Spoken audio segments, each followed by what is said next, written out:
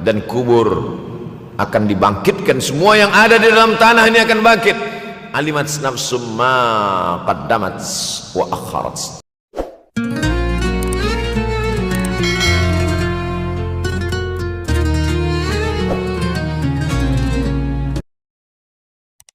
Alhamdulillah, wassalatu wassalamu ala rasulillah Sayyidina wa maulana Muhammad ibn Abdillah wa ala alihi wa sahbihi wa man tabi'ahu wa mawala. Ashhadu an la ilaha illallah wahdahu la syarika lah, wa ashhadu anna sayyidana Muhammadan abduhu wa rasuluhu la nabiyya ba'dah. Kata Nabi kepada Jibril, apa itu wahai Jibril? Kata Jibril, itulah dunia. Dunia sudah tua, tapi dia tetap juga ingin menampakkan dirinya muda. Dunia ini sudah tua, tak lama lagi akan hancur binasa. Idza sama'um fatarat, langit terbelah. Wa idzal kawakibun tasarat, planet-planet akan hancur berkeping. Wa idzal biharu fujirat, lautan akan meletup naik ke darat, hancur semuanya. Wa idzal quburu bu'athirat, dan kubur akan dibangkitkan. Semua yang ada di dalam tanah ini akan bangkit. Alimat nafsum ma qaddamat wa akharat.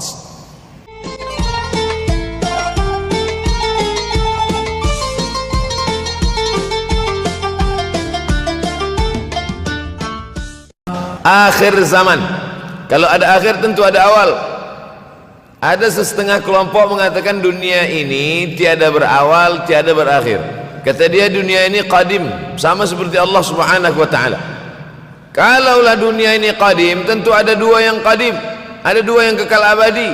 Maka orang yang mengatakan alam ini kekal, tiada berawal, tiada berakhir, dia sudah syirik. Syirik maknanya mengatakan ada dua yang qadim. Allah tiada berawal, tiada berakhir, dunia tiada berawal, tiada berakhir. Siapa yang mengatakan alam ini tiada berawal, tiada berakhir, maka dia syirik. Orang yang syirik maka tidak diterima amalnya. La in asyrakta, kalau engkau syirik la yahbatanna amaluka. Kalau engkau syirik maka seluruh amalmu akan gugur, tak bernilai di hadapan Allah subhanahu wa ta'ala. Ini yang menjadi tajuk kita subuh ini. Sama-sama percaya bahwa dunia akan berakhir. Yahudi mengatakan dunia akan berakhir, akan kiamat. Nasrani mengatakan dunia pun akan berakhir, hancur, akan kiamat. Bagaimana dengan Islam? Mahwal iman. Apa itu iman wahai Muhammad sallallahu alaihi wasallam? Antu'mina billah, percaya kepada Allah, wa malaikatihi, percaya kepada malaikat, wa kutubihi, percaya kepada kitab-kitab, wa rusulihi, percaya kepada rasul-rasul, wal yaumil akhir, percaya bahwa dunia ini akan berakhir. Wa tu'mina billah, wa tu'mina bil qadri khairihi wa syarrihi, engkau percaya kepada takdir baik dan takdir buruk. 6. Siapa yang tidak percaya kepada rukun iman yang 6, maka dia tidak lagi diakui sebagai umat Muhammad sallallahu alaihi wasallam. Fitnah akhir zaman.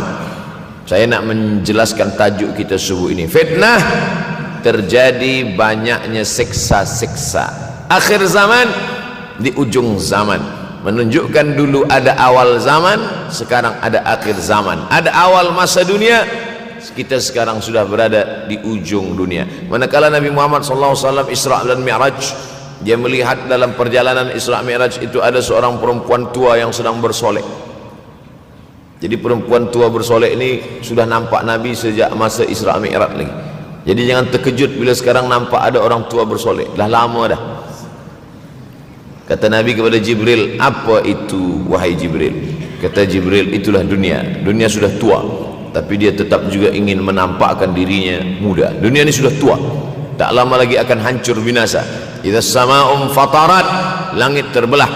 Wa idzal kawakibun tasarat, planet-planet akan hancur berkeping. Wa idzal biharu fujirat, lautan akan meletup naik ke darat, hancur semuanya. Wa idzal quburu bu'athirat, dan kubur akan dibangkitkan. Semua yang ada di dalam tanah ini akan bangkit. Alimat nafsum ma qaddamat wa akharat. Kenapa tanah ini tidak bergulung? Kenapa tanah ini tidak bergoncang? Kenapa kulit tanah ini tetap stabil? Sebab ada pakunya. Seperti kertas yang ditempel di dinding, datang angin kencang. Manakala angin kencang datang, kertas tak bergoyang sebab ada pakunya. Apa paku tanah ini? Surah An-Naba juzuk 30. Wal jibala autada, kami jadikan bukit-bukit, gunung-gunung sebagai autada, pasaknya. Kalau kita membuat kemah, ada tiang ini bergoncang. Bagaimana supaya tiang ini tidak bergoncang? Pasang pasak di tepi tiang. Pasak dunia ini adalah bukit-bukit. Kalau kita menengok ada bukit, maka sebenarnya sepertiganya saja yang ada di atas. Bukit yang besar di atas itu sepertiga, 2/3 bukit terhunjam, tertanam ke dalam tanah. Wal jibala autada. Tapi sampai masanya nanti bukit ini akan tercabut. Wa takunul jibalu kal ihnil manfush. Wa takunul jibal, bukit-bukit, kal ihni, seperti bulu kambing, manfush, bulu kambing yang dihembus angin. Hebatnya ayat-ayat Al-Quran itu, Allah memilih kata-kata sesuai dengan keadaan. Sembayang malam berat, nak jaga tidur malam berat. Kata berat bangun malam itu mengucapkannya pun berat. Wa minal laili fatahajjad, tahajjad berat. Sebagaimana beratnya jaga tengah malam, begitu Allah pilihkan kata yang berat, tahajjad berat. Wa takunul jibalu kal'inil manfush. Wa takunul jibal, bukit-bukit, gunung-gunung yang besar, yang berapi, kal jibal, kal ihni, seperti bulu kambing, manfush.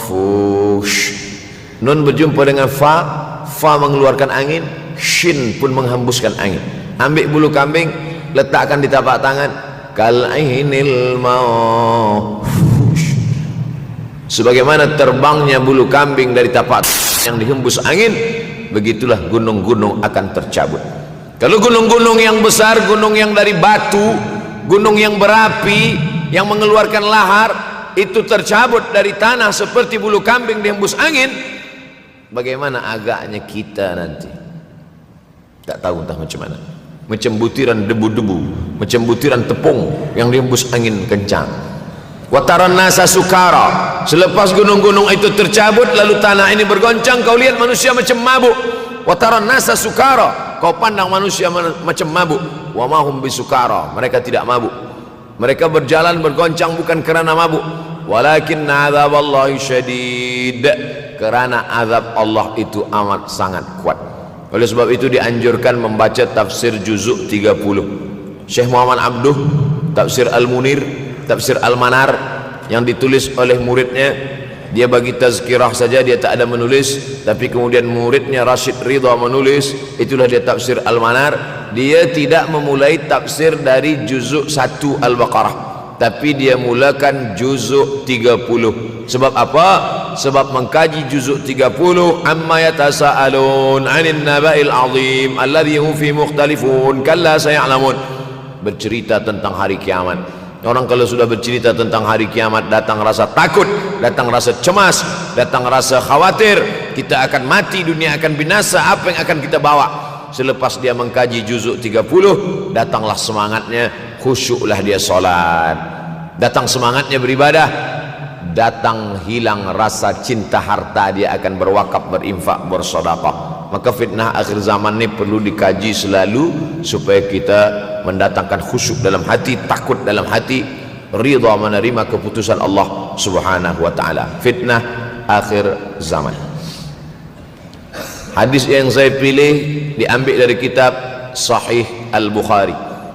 Pendek saja, Sahih Al-Bukhari, tapi sebenarnya judul kitab ini panjang. Al-Jami' As-Sahih Al-Musnad Al-Mukhtasar min umuri Rasulullah SAW wa sunanihi wa ayyami. 7. Disebut dia Al-Jami' kerana dia mencakup 3 aspek: akidah, ibadah, akhlak. Al-Musnad kerana hadis-hadisnya bersanad dari Imam Al-Bukhari sampai ke Nabi Muhammad SAW, ada silsilah. Al-Mukhtasar kerana dia ringkasan, 7.275 hadis sahaja, padahal hadis Nabi banyak, maka dia ringkaskan, dia kecilkan menjadi 7.275 hadis. min umuri Rasulullah, semua perkara-perkara Rasulullah, wa sunanihi, kebiasaan-kebiasaan Rasulullah, wa ayyamih, hari-hari kehidupan Rasulullah SAW. Disebut Sahih Al-Bukhari. Bukhari bukan nama orang, Bukhari nama kampung, Bukhara, Uzbekistan sekarang. Nama dia Muhammad bin Ismail bin Ibrahim bin Al-Mughirah bin Bardizbah Al-Bukhari. Bardizbah datuk dia yang kelima mu'alaf masuk Islam, Majusi, penyembah api, dari Persia, Iran sekarang. Muhammad bin Ismail bin Ibrahim bin Al-Mughirah bin Bardizbah, 16 tahun berkeliling, 16 tahun berkeliling Makkah, Madinah, Syam, Suriah, Mesir, balik, barulah kemudian dia menyampaikan hadis-hadis Rasulullah SAW. 16 tahun belajar hadis, baru dia mengajar hadis. Kita sekarang 16 kali masuk, itu pun ada 2-3 kali tak datang sebab jam. Selepas itu nak mencuba mengajar hadis dan berkata, kalau Bukhari mengajar hadis, aku pun boleh mengajar hadis. Bukhari makan, aku makan. Bukhari minum, aku minum. Bukhari manusia, aku manusia. Bukhari mengajar hadis, aku mengajar hadis. Betul, tapi Bukhari mengajar hadis dari kepalanya, kita mengajar hadis dari laptop. Mati laptop, hilang hadis. Oleh sebab itu maka Imam Al-Bukhari, Masya Allah, Tabarakallah, berapa hafazan hadis Imam Al-Bukhari? 600,000 hadis, 600,000 hadis. Lalu kemudian dari 600,000 hadis dia buang hadis-hadis dhaif, dia buang hadis-hadis maudhu', akhirnya 300,000 hadis. Dari 300,000 itu dia kecilkan lagi menjadi 7.275 hadis. Itulah yang dikaji oleh umat Islam dari mulai Maghribi hinggalah ke Semenanjung Melayu. Mudah-mudahan anak cucu kita ada yang menghafaz dan mengajarkan hadis-hadis Sahih Al-Bukhari, insyaallah. Diambil dari kita, diambil dari bab zuhurul fitan. Zuhur, muncul, tampak, datang. Fitan, jamak dari kata fitnah. Fitnah 1, 2 fitnatan, 3 fitan. Diriwayatkan dari as-sahabi al-jalil, sahabat yang mulia bernama Abdurrahman, ayahnya Sakhar, kampungnya Dus. Nama lengkapnya Abdurrahman bin Sakhar ad-Dusi. Kerana selalu membawa kucing dipanggil Abu Hurairah. Nabi memanggil dia, ya Abahir, wahai bapa kucing. Ya Abahir, wahai engkau orang yang selalu membawa kucing. Hatinya lembut, tak sampai hati dia menengok ada kucing tak makan, dia bagi makan. Abu Hurairah radhiyallahu an. Apa kata Abu Hurairah radhiyallahu an? Aku mendengar Nabi SAW bersabda, di antara tanda-tanda dekatnya hari kiamat itu adalah, dalam hadis ini ada 5. Yang pertama, yataqarabuz zaman. Zaman, masa, waktu makin pendek, makin singkat, makin tak terasa. Dulu nampak budak-budak, sekarang udah jadi mak budak-budak. Dulu nampaknya lama zaman masa ni, sekarang cepat saja. Dari pagi ke petang, petang ke pagi, pagi ke petang, petang ke pagi. Bahkan sekarang ada pula orang yang tak tahu petang, tak tahu pagi. Pagi tidur, petang tidur. Tak terasa saya ini sudah 8 kali datang ke Kuala Lumpur. Awal-awal sekali 2014, 2015, 16, 17, 18, 19, 20. Sudah kali yang ke-7. Saya datang setahun sekali saja, setiap bulan Februari. Bulan Februari datang, rupanya dah yang ke-7 kali bulan Februari. Ini saya bagi tahu supaya kita semua faham. Saya datang bulan Februari, supaya tak datang balik, datang balik, datang balik, datang balik. Sekali datang dari tarikh 2 hingga 9, pusing, pusing, pusing, pusing, balik. Rupanya sudah kali ke-7, ke-8 kali datang menyampaikan tazkirah. Tak terasa. Dulu saya datang kemari belajar di UKM tahun 2003. Sekarang sudah 2020, 17 tahun. Tak terasa. Yataqarabuz zaman. Tanda-tanda kiamat, fitnah akhir zaman sudah dekat adalah yataqarabuz zaman, kata Nabi SAW. Waktu tak terasa. Tak terasa. Tak terasa dah engkau dah datang aja. Tak terasa waktu begitu cepat, engkau sudah datang saja nak menagih hutang. Orang berhutang ni pun rupanya tak terasa juga orang datang. Yang memberi pinjaman pula terasa lama betul. Apakah beza antara 5 minit dulu dengan 5 minit sekarang? Sama. Apakah beza antara 24 hours 24 jam dulu dengan 24 jam zaman Nabi dengan 24 jam zaman sekarang? Sama, tak ada beza. Mataharinya sama, bulannya sama, buminya sama, yang berkeliling mengelilingi matahari sama. Apa yang membuat berbeza? Apa yang membuat zaman itu ya taqarabus zaman? Ada hal-hal yang membuat kita sibuk. Dulu tak ada google.com, dulu tak ada Facebook, dulu tak ada Twitter, dulu tak ada BBM, dulu tak ada Instagram. Sekarang waktu habis.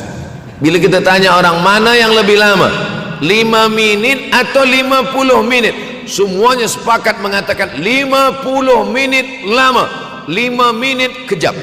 Saya tanya 2 kali, pelajar-pelajar, penuntut-penuntut, mana yang lebih lama, 5 menit atau 50 menit? Semuanya berkata 50 menit lebih lama daripada 5 menit. Lepas tu saya balik, mana yang lebih lama? 5 menit menunggu azan maghrib bulan puasa, 50 menit status FB, Instagram. Oh, lebih lama 5 minit menunggu azan maghrib. 5 minit menunggu azan maghrib bulan puasa macam-macam mati jam. 50 menit hilang waktu tak terasa. Itu menunjukkan hadis Nabi itu, saya semakin saya baca hadis Nabi makin kuat keyakinan saya, makin kuat iman saya, makin hilang keraguan saya bahwa yang berbicara ini bukan manusia biasa, tapi dia dapat wahyu dari Allah. Wa ma yantiqu anil hawa in huwa illa wahyun yuha, melainkan wahyu dari Allah Subhanahu wa taala. Yataqarabuz zaman, masa begitu cepat berlalu tak terasa. Sebulan seperti sepekan, sepekan seperti sehari, sehari seperti sesaat. Akhirnya kita pun kehilangan waktu, habis. Saya Ustaz Abdul Samad, memang zaman ni tak terasa cepat betul. Rasa-rasa kejap-kejap dah bulan Ramadan, tak terasa baru saja Idul Fitri dah masuk pula lagi. Masya Allah, begitu cepatnya masa berlalu. Maka jangan sampai kita, saya semakin saya baca hadis ni semakin kuat keyakinan saya bahawa Nabi Muhammad sallallahu alaihi wasallam mendapat wahyu dari Allah Subhanahu wa taala. Semakin kuat keyakinan dan keimanan. Kenapa? Seandainya Nabi berkata zaman nanti di akhir zaman itu semakin cepat, semakin dekat, semakin berlalu tak terasa, tapi kemudian zaman yang kita lalui tak sama seperti yang dikatakan Nabi. Mungkin datang juga keraguan dalam hati, betulkah ini? Tapi ternyata 1441 tahun lampau, 1440 tahun yang lalu Nabi mengatakan, dan hari ini terbukti zaman begitu cepat berlalu. Masya Allah, tabarakallah. Hari inilah ditemukan internet, hari ini datang television, hari ini datang WhatsApp, hari ini datang yang melalaikan kita daripada Allah Subhanahu wa taala.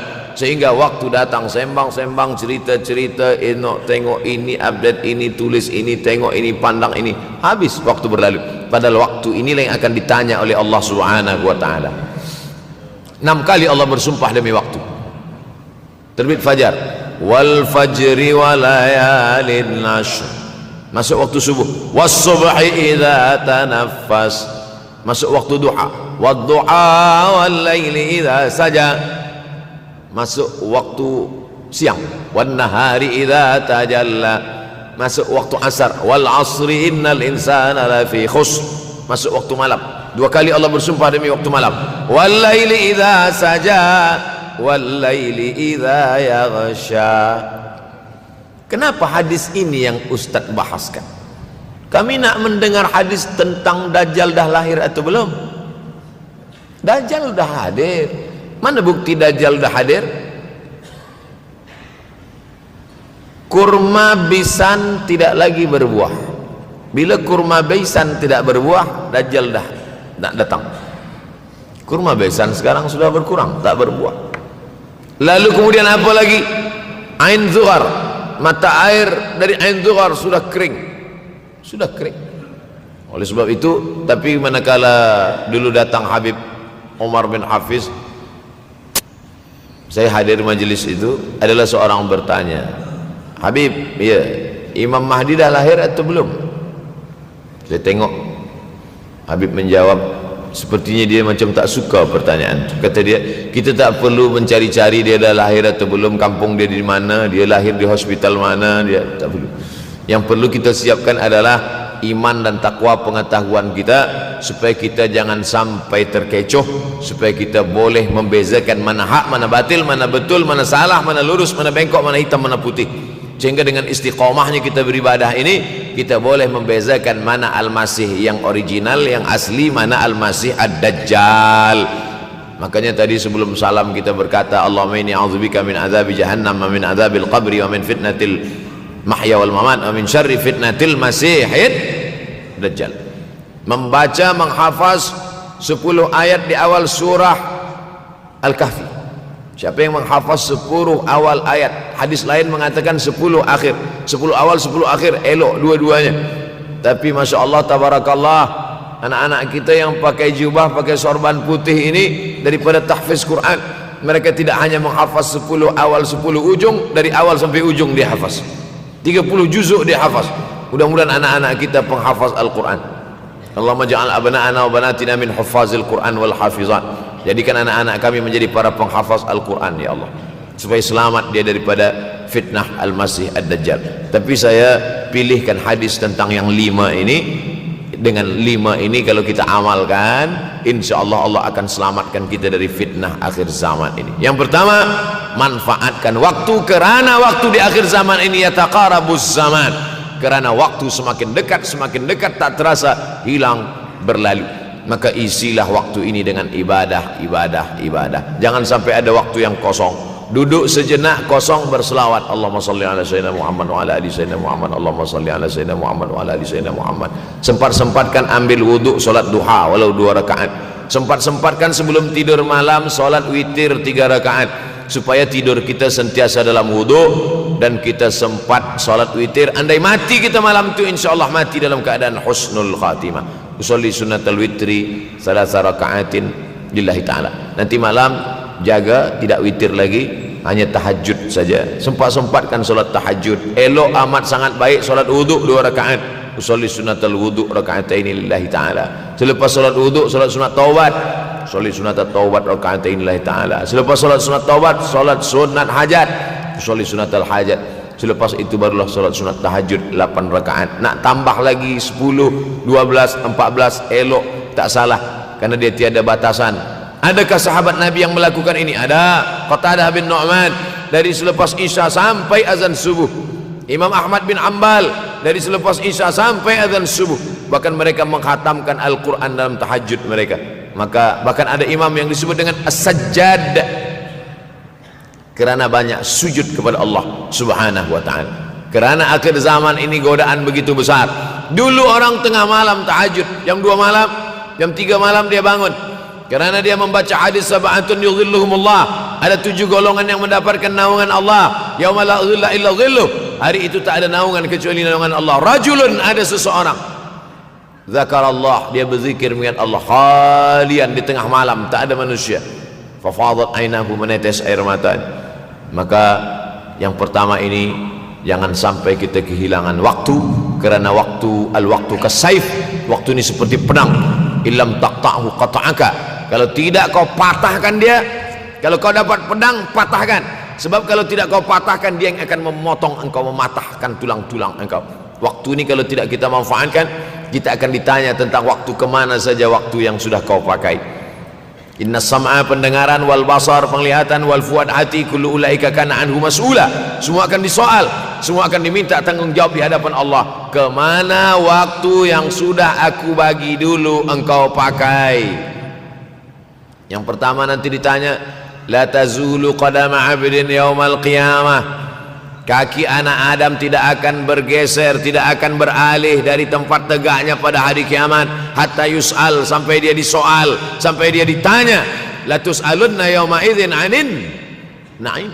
Banyak yang akan ditanya nanti, tapi Nabi bagi tahu di antara yang akan ditanya dari sekian banyak nikmat itu 4. Yang pertama, an umrihi fima afnah. Umur kemana engkau habiskan? Hari ini ada anak-anak muda belia umurnya 17 tahun.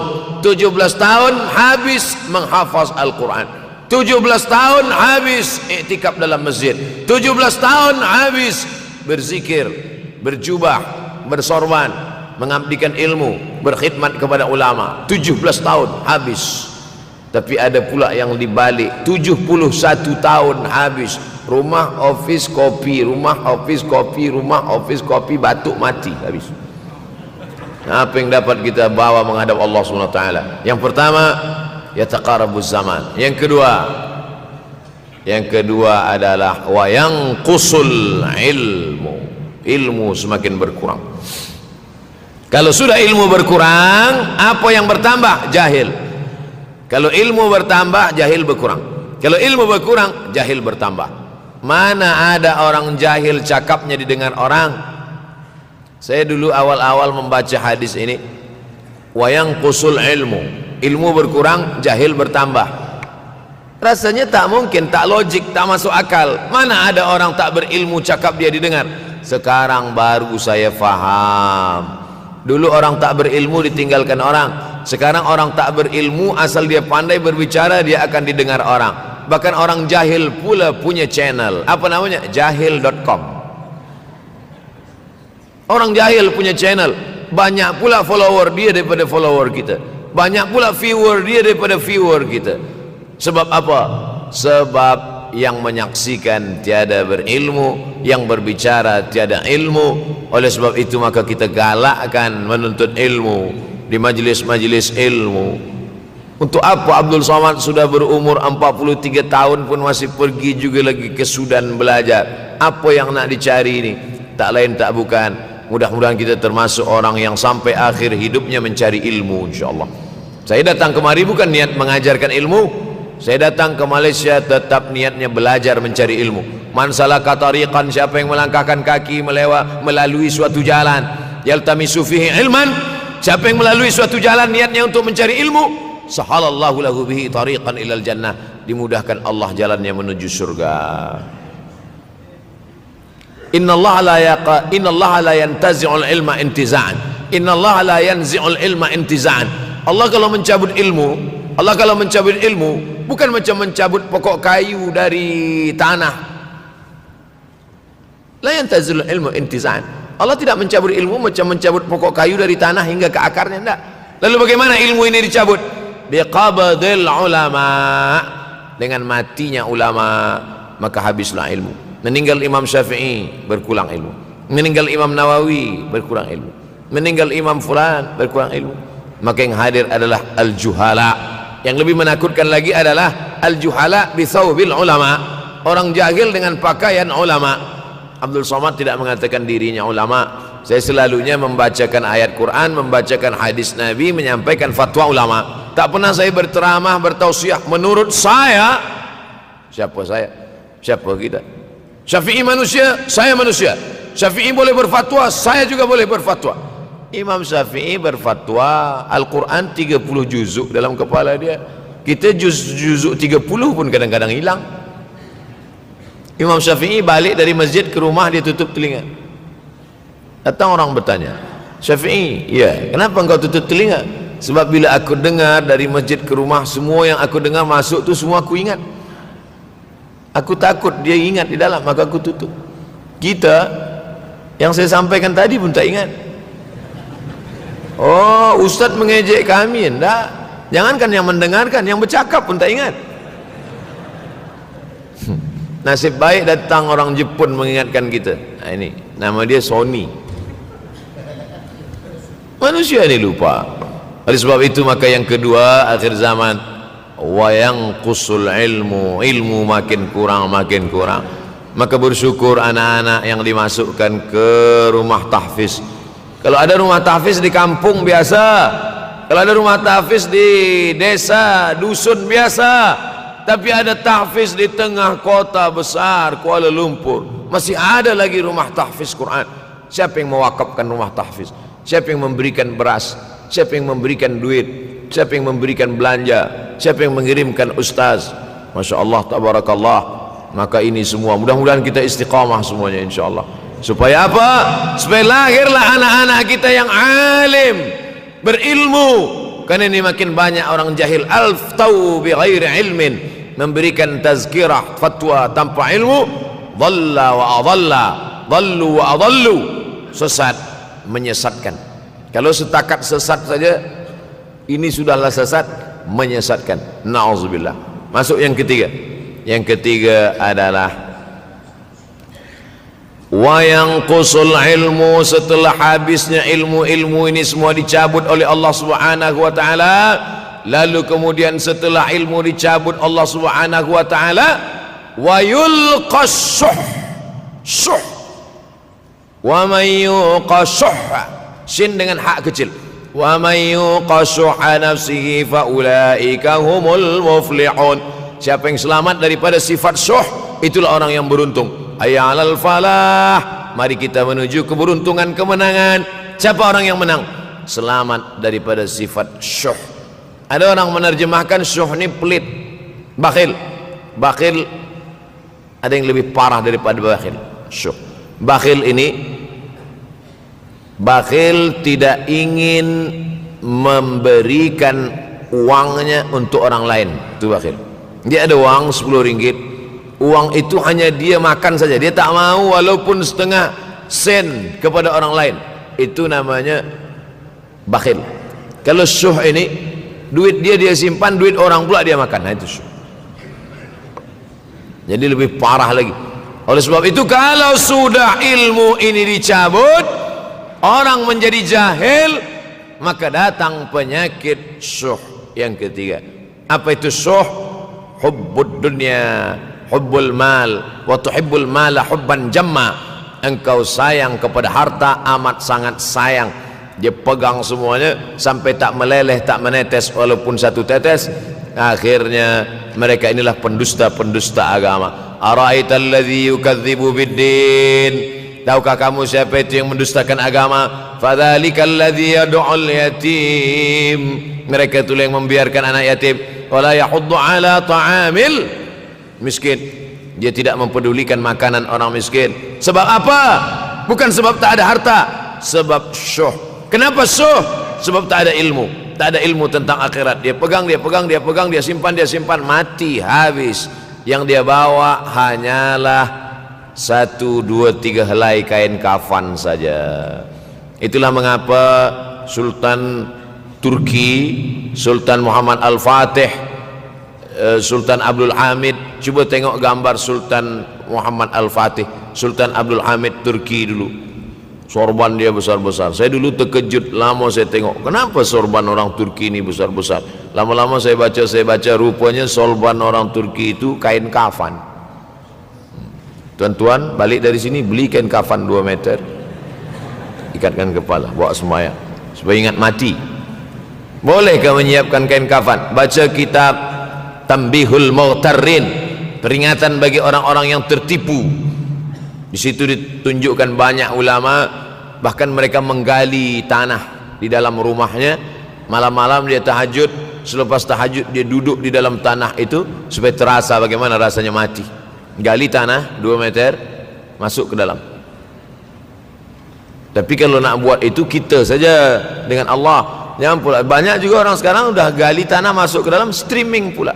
Hai guys, nak rasakan mata, mana boleh terasa. Kita saja masuk ke dalam, rasakan macam mana rasa. Sebab kalau cakap saja, marilah kita ingat mati, takutlah kita pada mati, kita tak tahu bagaimana rasa mati. Kalau nak merasakan bagaimana rasa mati, nanti kalau ada orang mati meninggal dunia, masuk kita ke dalam, kita sambut jenazah, kita letakkan, kita duduk, rasakan. Ketika Fatimah meninggal, Fatimah emak Sayyidina Ali meninggal, Nabi masuk ke liang lahat.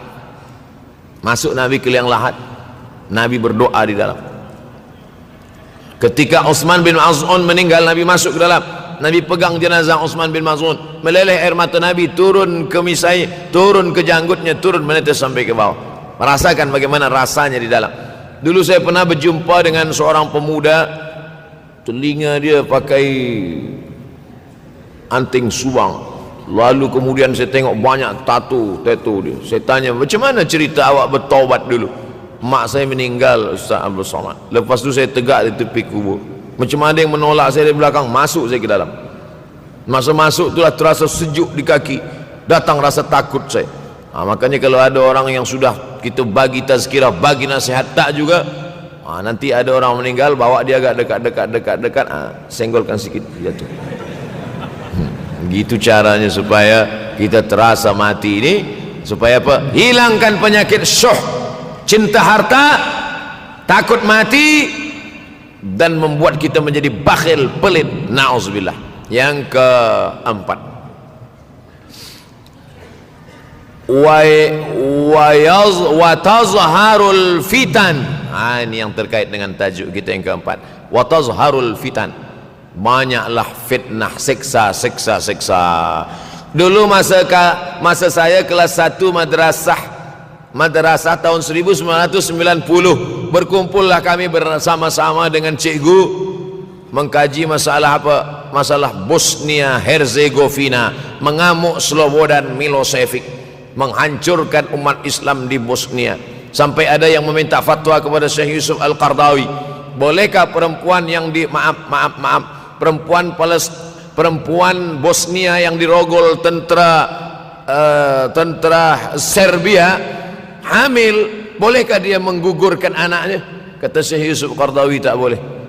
Maka dia biarkan saja anak itu lahir dan dia tidak dianggap berdosa, karena ini sudah takdir Allah SWT.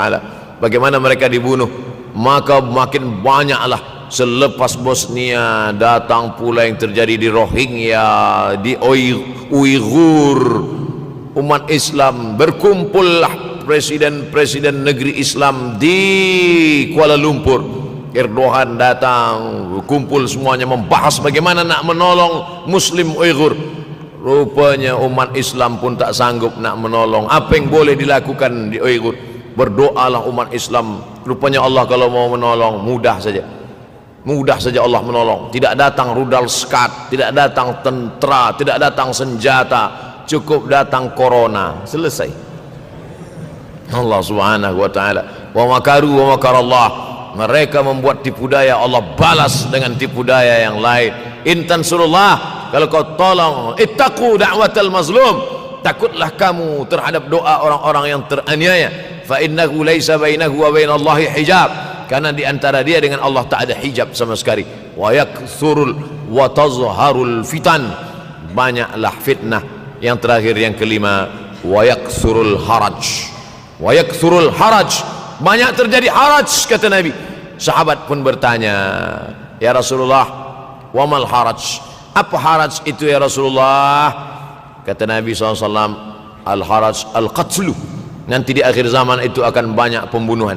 Dulu pun banyak juga pembunuhan, tapi tak banyak sekarang. Pembunuhan di Palestina sampai sekarang tak berakhir. Pembunuhan Rohingya tak berakhir. Pembunuhan di Uighur, pembunuhan. Dulu imam-imam masjid, imam salat tarawih dulu di Masjidil Haram, Allahumma ansuril Islam wal muslimina fi Palestin. Dulu satu aja. Selepas itu bertambah, Allahumma ansuril Islam wal muslimina fi Palestin wa Suriah. Selepas itu bertambah lagi, Allahumma ansuril Islam wal muslimina fi Palestin wa Suriah wal Yaman. Selepas itu bertambah wa Uighur, wa akhirnya wa fi kulli makan. Semakin bertambah. Oleh sebab itu maka ini di antara fitnah akhir zaman. Man lam yahtam bi amril muslimin falaysa minhum. Selepas kita kaji hadis ini, apa tujuan kita? Tujuan kita semakin menguatkan keyakinan, banyak-banyak beribadah, nasihatkan anak menantu, sahabat, jiran, tetangga supaya semakin istiqamah menjalankan syariat, rajin-rajin solat berjamaah, banyak-banyak berzikir, hatamkan Al-Quran, banyak-banyak berinfak, banyak-banyak bersedekah. Andai mati kita, insya Allah mati dalam keadaan husnul. Banyak sudah nikmat hidup, nikmat sehat, nikmat nafas, nikmat jantung, buah pinggang. Allah tidak minta banyak. Fasalli li rabbika, salatlah.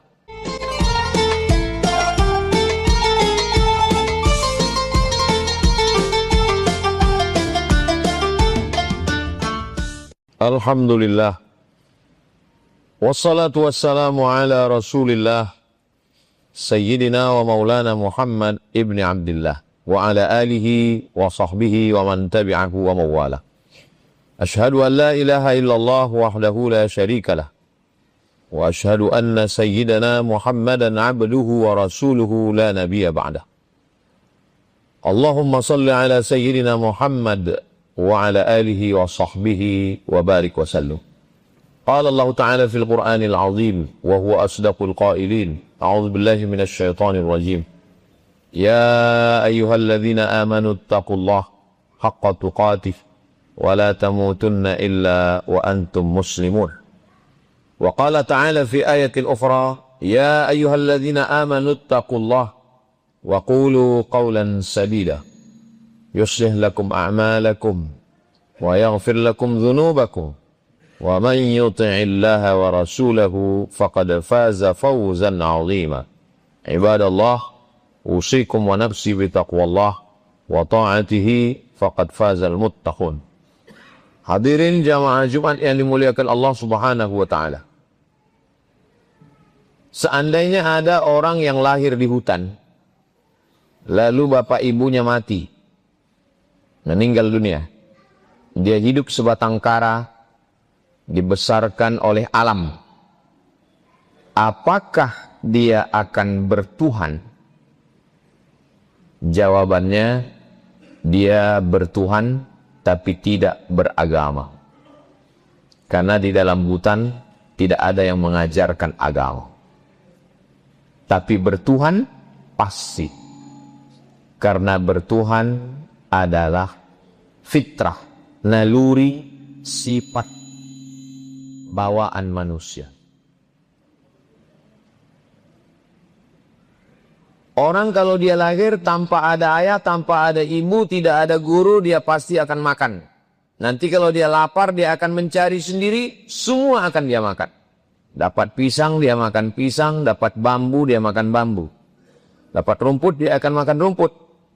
Karena orang tua lah yang mengajarkan, ini nasi, ini rumput. Sampai masanya dia haus, dia akan minum. Apa saja yang ada cairan, dia akan minum. Itu sudah naluri manusia.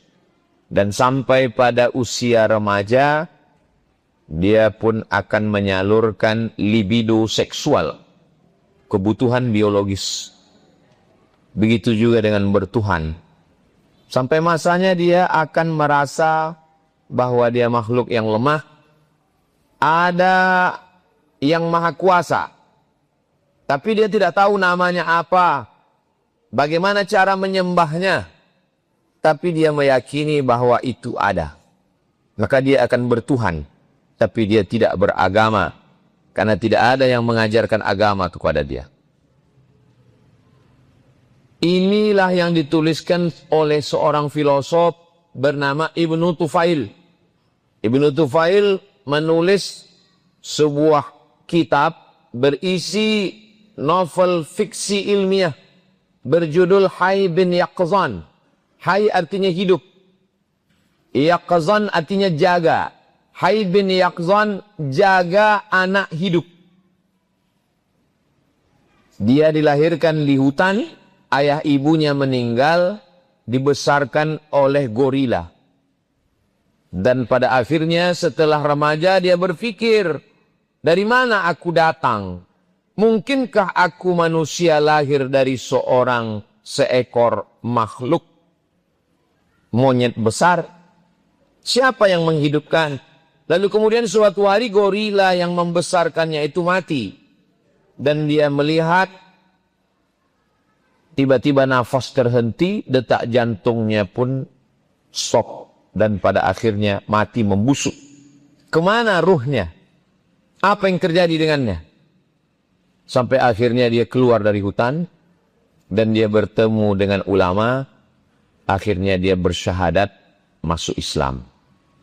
Sebetulnya cerita itu hanya ingin membuktikan bahwa andai tidak ada ulama, tidak ada agama, orang bertuhan. Tapi Tuhannya tidak jelas. Orang akan menyembah kayu, menyembah batu. Dia sadar bahwa dia hidup karena matahari. Maka dia menyembah matahari. Lalu kemudian dia lihat yang memberikan ikan dan air adalah sungai. Orang akan menyembah sungai. Yang menggugurkan tanam-tanaman adalah pohon. Maka orang akan menyembah kayu. Maka manusia nalurinya ingin bertuhan. Itulah yang dikatakan Allah, fitratallahi allati fataran nasa 'alaiha. Ada fitrah, naluri, gharizah, insting bawaan dalam diri manusia ingin bertuhan. Tapi tidak tahu Tuhan itu namanya siapa. Dan tidak bisa dipikirkan sendiri. Maka Allah yang Maha Kasih dan Sayang mengirimkan sosok manusia untuk menjelaskan kepada sesama manusia Tuhan itu siapa. Maka dikirimlah seorang nabi bernama Muhammad sallallahu alaihi wasallam. Nabi Muhammad sallallahu alaihi wasallam lah yang menjelaskan siapa itu nama yang disembah. Allah. Adakah Tuhan selain dia? La ilaha illa huwa. Tidak ada Tuhan selain dia. Dia tunggal, esa, tidak berbilang. Allah. La ilaha illa huwa. Apakah dia mengatur hidup kita? Atau dia seperti pabrik pena. Setelah diproduksi, dilepas, pena tidak mengenal pabrik. Pabrik pun tidak tahu lagi di mana pena produksinya berada. Dia tidak seperti itu. Dia mencipta, dia mengatur, dia mengayomi, dia melindungi, dia memberi rezeki. Maka Allahu la ilaha illa huwal hayyu, dia maha hidup, al-qayyum, dia mengatur hidup kita. Ma tasqutu min waraqatin, tidak ada daun yang jatuh hari ini. Wala ratbin, tidak ada bumi yang basah. Wala yabisin, tidak ada bumi yang kering. Illa fi kitab, sudah dituliskan dalam lauh mahfuz. Nyamuk yang hidup di tengah angin dimakan oleh cicak yang berada di dinding. Semua ketetapan Allah Subhanahu wa taala. Anai-anai serangga yang ada di dalam lubang kayu, ikan yang ada di tengah samudra lautan yang luas, berada dalam genggaman kudrat, iradat, kuasa Allah Subhanahu wa ta'ala.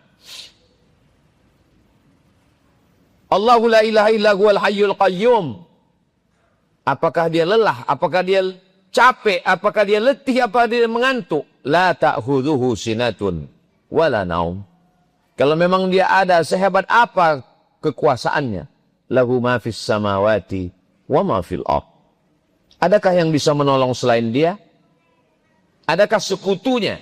Adakah partnernya? Adakah kawannya? Apakah dia punya sahabat? Apakah dia punya kaki tangan? Man dzalladzi yashfa'u 'indahu illa bi'idznih. Tidak ada yang bisa menolong kecuali kalau dapat izin dari dia. Man dzalladzi yashfa'u 'indahu illa bi'idznih. Apakah dia tahu apa yang ada dalam gelap malam? Apakah dia tahu apa yang ada di dalam tanah? Apakah dia tahu apa yang ada dalam lubuk hati yang paling dalam? Ya'lamu ma baina aydihim wa ma khalfahum. Wa la yuhituna bi syai'in min 'ilmihi illa bima syaa'. Kalau memang dia ada, sehebat apa kekuasaannya? Wasi'a kursiyyuhus samawati wal ardh.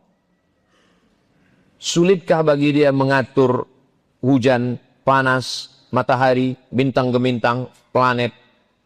Wala ya'uduhu hifzuhuma wa huwal 'aliyyul 'azim. Yang disebut dengan ayat kursi. Dibaca pada waktu subuh, dijaga Allah sampai petang. Dijaga selepas maghrib, dipelihara Allah sampai menjelang subuh. Itulah ayat tauhid. Yang kalau kita baca, kita sulit untuk memahami tauhid dengan ilmu yang dalil-dalilnya amat sangat jelimet, ribet, susah, payah bagi sebagian orang. Cukup mendalami ayat kursi, maka dia mengenal Allah dari mulai namanya, kekuasaannya, kehebatannya, ilmunya, pertolongannya. Itulah kenapa kalau ayat kursi itu dibaca, setan lari ketakutan. Kenapa? Karena tauhid yang dalam dari orang yang membaca, merenungkan, mengamalkan, sehingga setan merasa takut dengan orang yang membacanya. Tapi dia bukan sekedar mantra. Dia bukan bim salabim abrakadabra. Dia bukan mantra tanpa makna. Dia adalah lafaz yang datang dari Allah untuk mengajarkan kepada manusia siapa yang kita sembah, apa tujuan dia menciptakan kita, bagaimana kekuasaannya. Kalau orang tidak percaya kepada agama karena penyelewengan, penyimpangan, kejahatan, maka pada akhirnya orang meninggalkan agama. Tapi dia tetap percaya kepada Tuhan. Golongan itu sekarang disebut dengan agnostik. Ketika ditanya agamamu apa? Tuhan terlalu sempit dibatasi oleh agama. Lalu kau percaya sama Tuhan? Aku percaya. Siapa namanya? Dia tanpa nama. Ini adalah fenomena anak muda zaman sekarang. Karena sakit hati dengan perempuan, laki-laki tidak menikah.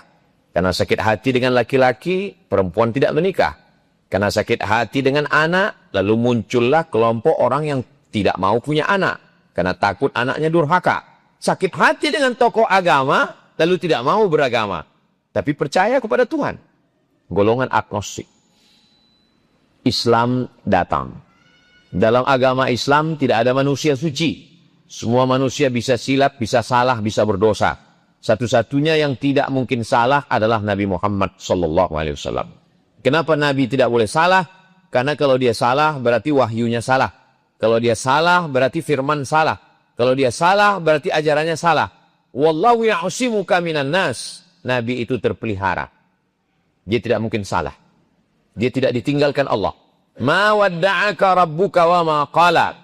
Kalau ada orang Islam yang sholat Jumat, pulang sholat sendalnya hilang, yang salah bukan Islam. Yang salah adalah orang Islam. Maka jangan salahkan Islam. Jangan salahkan Allah. Tapi salahkanlah orang Islam yang memakai nama Islam tapi tidak mengamalkan ajaran Islam. Salah berpikir akan membuat orang salah mengambil keputusan. Maka kita tetap berislam. Walaupun banyak orang Islam tidak Islami. Mengaku Muslim tapi perbuatannya tidak sesuai ajaran Islam. Yang salah bukan Islam. Yang salah adalah orang yang mengaku dirinya Muslim, bapaknya Muslim, ibunya Muslimah, tinggal di negeri mayoritas Muslim. Tapi nilai-nilai Islam tidak dia amalkan.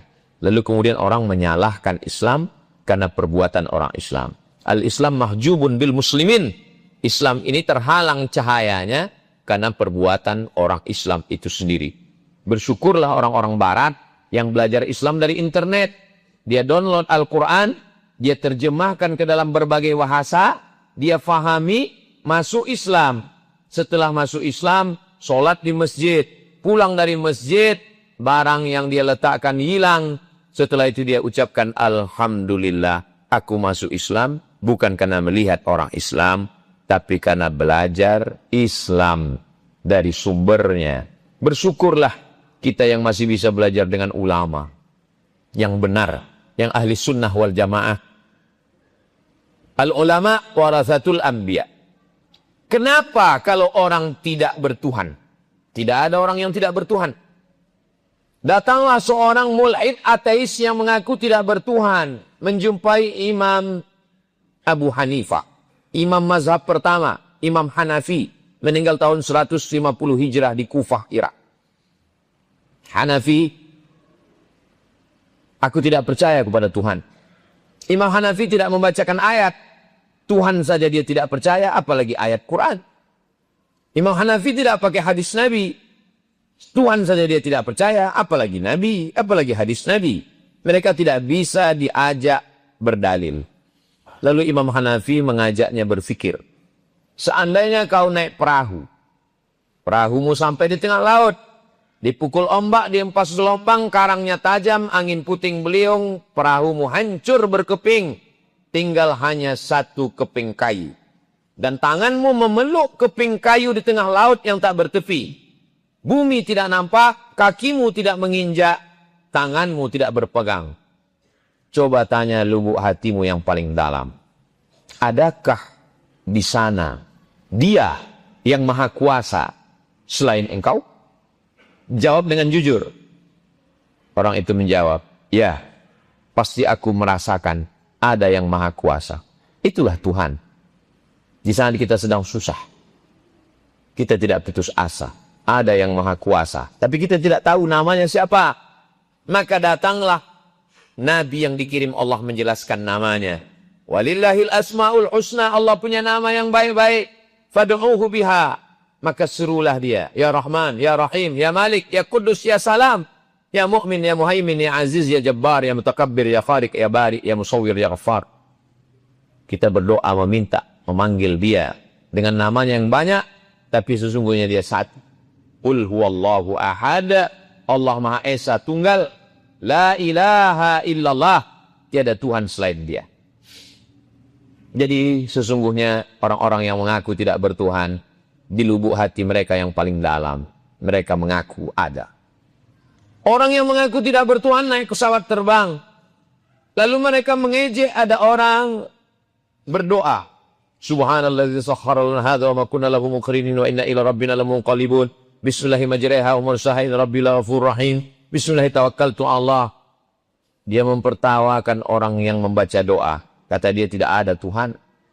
Lalu kemudian pesawat pun take off dan sampai ke tengah awan, tiba-tiba terjadi turbulensi. Tiba-tiba pesawat mengalami goncangan. Orang yang berdoa sudah menyerahkan nyawanya, dirinya kepada Allah. Setelah dia katakan bismillah dengan nama Allah, tawakkaltu 'ala Allah, aku bertawakal kepada Allah, la haula wala quwata illa billah. Dia pun tertidur. Sementara yang tidak bertuhan terjaga, terbangun. Lalu kemudian tiba-tiba spontan mulutnya berkata, oh my God. Oh Tuhan.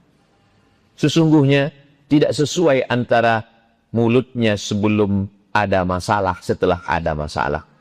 Diam-diam dia mengatakan, ada yang maha kuasa. Tempat bergantung, tempat meminta, Dia yang melindungi. Maka sesungguhnya kita meyakini ada Allah. Bagaimana